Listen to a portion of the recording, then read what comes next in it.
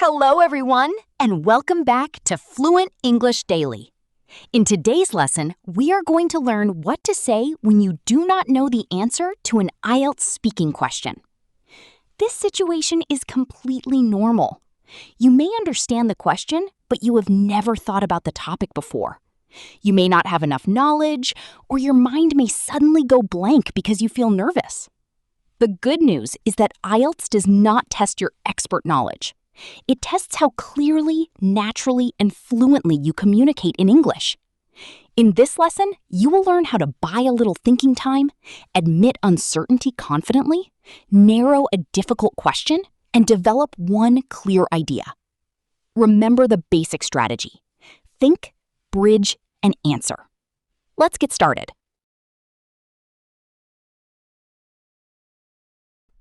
The real problem is not that you do not know the answer. The real problem is how you respond under pressure. A weak response might be, "I don't know," and then complete silence.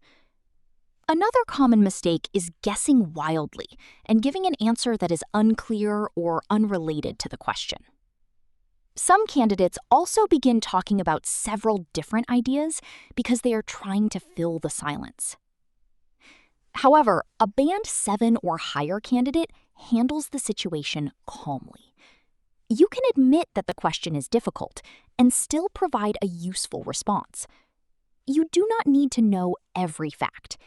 You simply need to choose one reasonable angle, express a cautious opinion, and support it with a reason or example. The key is to stay relevant and organized.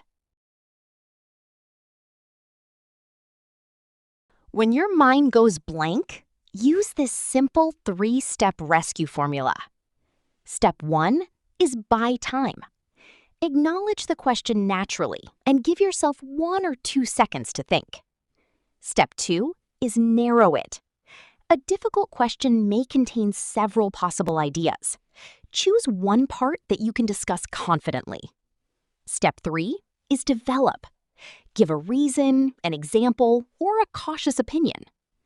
For example, you could begin, "That's a tricky question. I've never thought about it deeply, but I would say..." This sentence sounds natural and gives you time to organize your thoughts.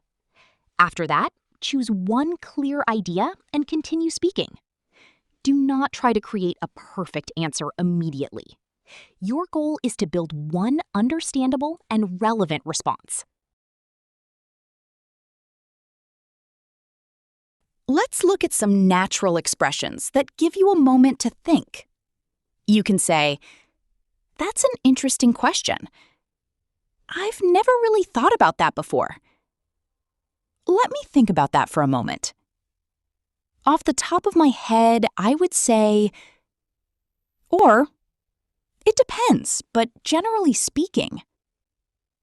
These expressions can make you sound thoughtful rather than nervous. However, use only one thinking phrase. Do not say, "That's an interesting question. Let me think. I've never thought about that. It depends." Using several fillers together sounds memorized and wastes too much time. A better approach is, "That's an interesting question. I would say public transport will become more important in the future." Use the phrase, pause briefly, and move directly into your answer. It is perfectly acceptable to admit that you are not certain. However, do not stop after saying, "I don't know." Instead, continue with a cautious opinion. For example, "I can't say for certain, but I'm not an expert on this, but I don't know much about this topic, but I imagine. I can't give a definite answer, but from what I've seen."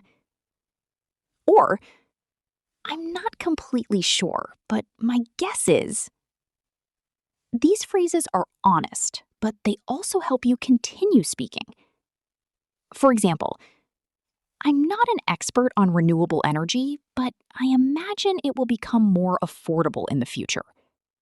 This answer shows uncertainty while still expressing a relevant idea. At band 7 and above, uncertainty should not end the answer. It should introduce your best reasonable response. Some IELTS speaking questions are very broad. For example, what will cities look like in the future? This question could involve transport, housing, technology, employment, pollution, or public spaces. You do not need to discuss all of these areas. Choose one angle that is easy for you. For example, transport is probably the easiest area to consider.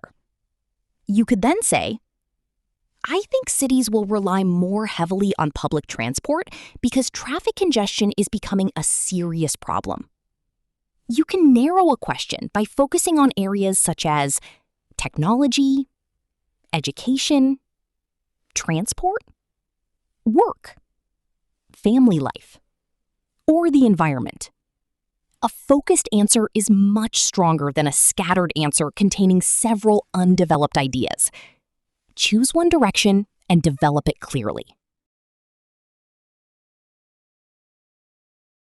When you are not certain, use cautious language.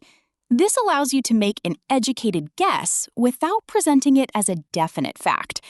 Useful phrases include, I would imagine that. It seems likely that.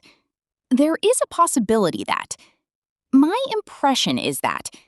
And I suppose it depends on. For example, I would imagine that more people will work remotely, mainly because technology makes it easier to communicate online together. The speaker does not claim to know the future with certainty.